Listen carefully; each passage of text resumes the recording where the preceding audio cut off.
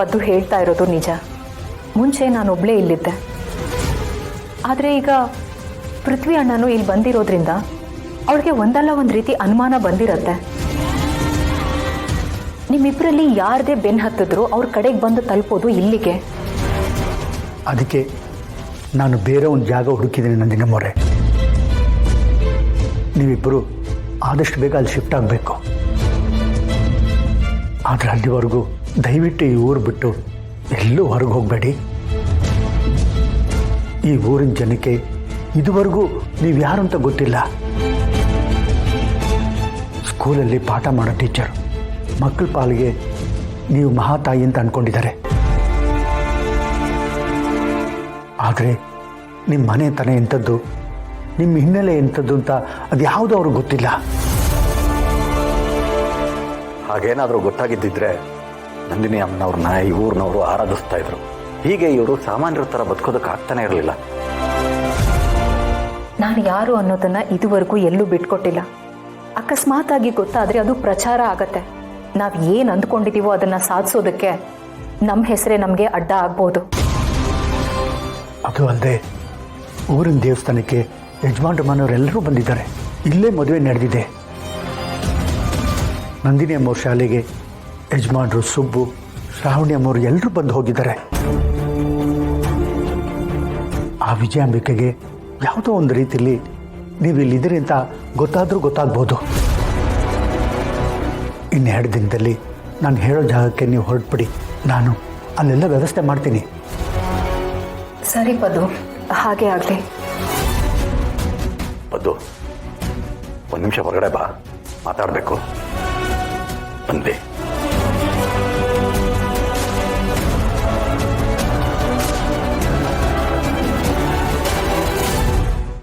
ಅವಳು ಬದುಕಿರೋಕೆ ಹೇಗೆ ಸಾಧ್ಯ? ಅವಳ ಆಯುಷ್ ಗಟ್ಟಿ ಇದೆ. ಬ್ರಹ್ಮ ಅವಳು ಹಣೆ ಬರೋಕ್ಕೆ ಫುಲ್ ಸ್ಟಾಪ್ ಇಟ್ಟಿದ್ದಾನೆ ಅಂತ ಅನ್ಕೊಂಡಿದ್ದೆ. ಅದೇ ಇಲ್ಲ, ಅವಳನ್ನ ವಾಪಸ್ ಕಳಿಸಿ ನನ್ನ ಹಣೆ ಬರಹನ ಬದಲಾಯಿಸ್ಬೇಕು ಅಂತ ನೋಡ್ತಿದ್ದಾನೆ. ಆದ್ರೆ ಆ ಬ್ರಹ್ಮನ್ ಹಣೆ ಬರಹನೇ ತಿದ್ದವಳು ನಾನು. ಬಿಡಲ್ಲ, ನಾನು ಅವಳ ಸುಮ್ಮನೆ ಬಿಡಲ್ಲ.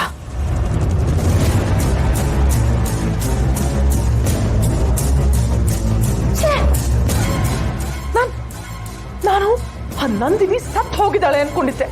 ಅದಕ್ಕೆ ಇಷ್ಟು ವರ್ಷ ನಾನು ಅವಳ ಬಗ್ಗೆ ತಲೆನೇ ಕೆಡಿಸ್ಕೊಳ್ಳದೆ ತಪ್ಪು ಮಾಡಿದೆ. ಆ ಕಾಂತಮ್ಮನ ನಂಬಿದ್ದೆ ಒಳ್ಳೇದಾಯ್ತು. ಎಂತೆಂತ ದಾಂಡಿಗರು ಮಾಡಕ್ಕಾಗ್ತಾ ಇರೋ ಕೆಲಸನ ಆ ಕಾಂತಮ್ಮ ಮಾಡಿ ಮುಗಿಸಿದಾಳೆ.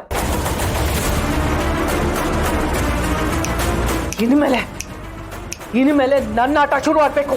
ಇಷ್ಟು ವರ್ಷ ನಾನು ಸೋಲ್ತಾ ಬಂದೆ. ಈಗ ತಾನೇ ನನ್ನ ಗೆಲುವಿನ ರುಚಿನ ನಾನು ಸವಿಯಕ್ಕೆ ಶುರು ಮಾಡಿದ್ದೇನೆ. ಬಿಡಲ್ಲ, ಯಾರನ್ನು ಬಿಡಲ್ಲ. ಕಂಡಿರ್ತೇನೆ, ಎಲ್ಲಿದ್ದಾರೆ ಅಂತ ಕಂಡಿರ್ತೀನಿ.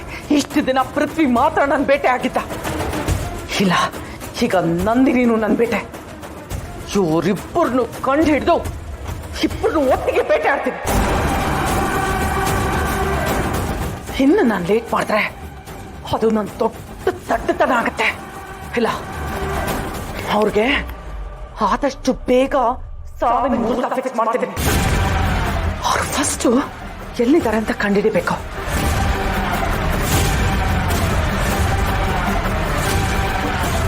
ಅವ್ರು ಏನೋ ಅಂದ್ಕೋಬಾರ್ದು ಅಂತಾನೆ ಇಷ್ಟು ದೂರ ಕರ್ಕೊಂಬಂದಿದ್ದು.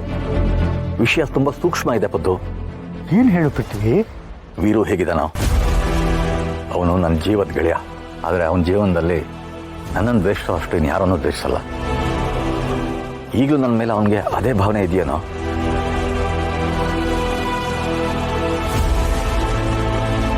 ಮಾತಾಡೋ ಪದ್ದು, ನನ್ನ ಮೇಲೆ ವೀರುಗೇನು ಅಷ್ಟೇ ಕೋಪ ಇದೆಯಾ?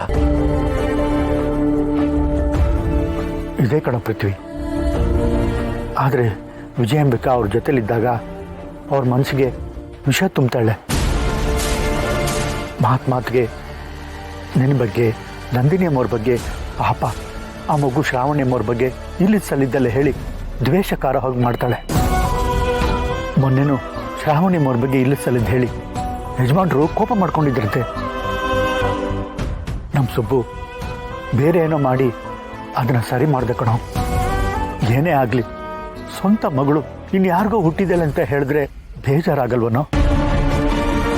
ಇಂಥ ಮಾತುಗಳೆಲ್ಲ ಸಹಿಸ್ಕೊತಿದಾರಲ್ಲ ನಂದಿನಿ ಅಮ್ಮವರು, ಅವ್ರ ತಾಳ್ಮೆ ದೊಡ್ಡದು ಕಣೋ. ಅವ್ರ ತಾಳ್ಮೆಕ್ಕಿಂತ ಅವ್ರ ಕಿಚ್ಚು ಕೋಪ ದೊಡ್ಡದಾಗಬೇಕು. ಆ ಕಿಚ್ಚು ವಿಜಯಾಂಬಿಕನ ಸುಟ್ಟಾಕ್ಬೇಕು.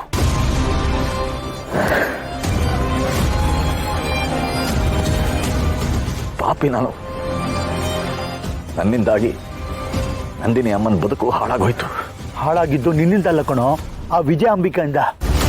ಒಬ್ಬ ಅಣ್ಣನಾಗಿ ತಂಗಿ ಜೊತೆ ಇರೋದನ್ನ ಕೆಟ್ಟ ದೃಷ್ಟಿಯಿಂದ ನೋಡಿದ್ಲಲ್ಲ ಅವಳನ್ನ ಮಾತ್ರ ಸುಮ್ಮನೆ ಬಿಡೋದಿಲ್ಲ. ಪೃಥ್ವಿ ಆವೇಶ ಪಡಬೇಡ ಕಣೋ. ನಂದಿನಿ ಅಮ್ಮವ್ರ ತಾಳ್ಮೆಗೆ ನಾವೆಲ್ಲರೂ ಬೆಲೆ ಕೊಡ್ಬೇಕು ಕಣೋ. ಆ ತಾಳ್ಮೆ ಕಟ್ಟೆ ಹೊಡೆದ್ರೆ ಆ ವಿಜಯಾಂಬಿಕಾ ಕೊಚ್ಕೊಂಡು ಹೋಗ್ತಾಳೆ. ಅವಳಿಗೆ ಉಳಿಗಾಲನೇ ಇರಲ್ಲ. ಒಂದಲ್ಲ ಒಂದಿನ ಎಲ್ಲ ಸತ್ಯ ಹೊರಗೆ ಬರಬೇಕು.